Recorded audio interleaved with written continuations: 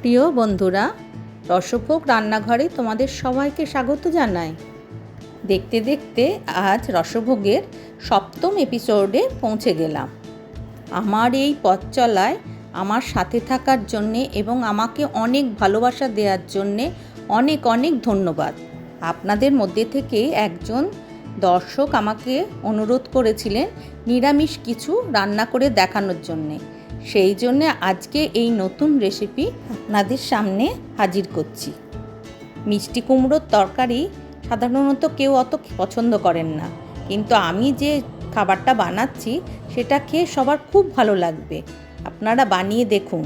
এর জন্যে নিলাম টমেটো, কুমড়ো, আলু, কাঁচা লঙ্কা, নুন, চিনি, আস্ত জিরে, ধনে পাউডার, তেজপাতা, হলুদ, শুকনো লঙ্কা ও জিরে পাউডার। এর সাথে নিলাম এলাচ, ঘি ও দারচিনি। তার সাথে লাগবে গোবিন্দভোগ চাল। গোবিন্দভোগ চালটাকে প্রথমে ভালো করে ধুয়ে একটু ভিজিয়ে রেখে দেবেন। তারপরে একটা কড়ার মধ্যে তেল নিয়ে আলুগুলোকে লাল লাল করে ভেজে একটু নুন হলুদ দিয়ে উঠিয়ে রেখে দেবেন। এরপর সেই তেলেই কুমড়োগুলোকে দিয়ে দিতে হবে এবং তার মধ্যে অল্প নুন হলুদ দিয়ে এটাকেও ভালো করে লাল লাল করে ভেজে উঠিয়ে রেখে দিতে হবে।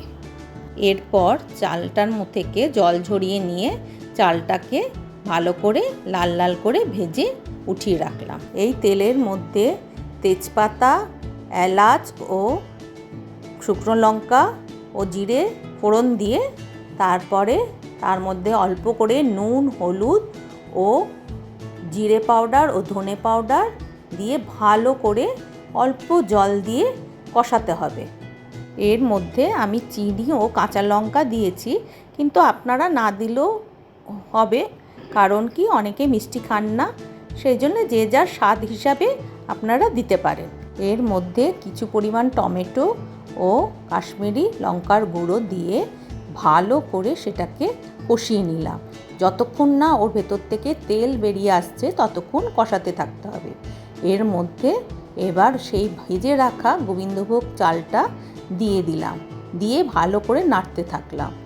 এবার আগের থেকে ভেজে রাখা আলু, কুমড়ো এক এক করে সব তেলের মধ্যে দিয়ে দিলাম।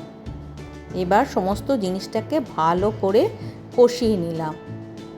এর মধ্যে আপনারা কাজু ও কিশমিশ দিতে পারেন, খুব খেতে ভালো লাগে, কিন্তু আমার ছেলেরা যেহেতু পছন্দ করে না তাই আমি এর মধ্যে কাজু কিশমিশ দিইনি।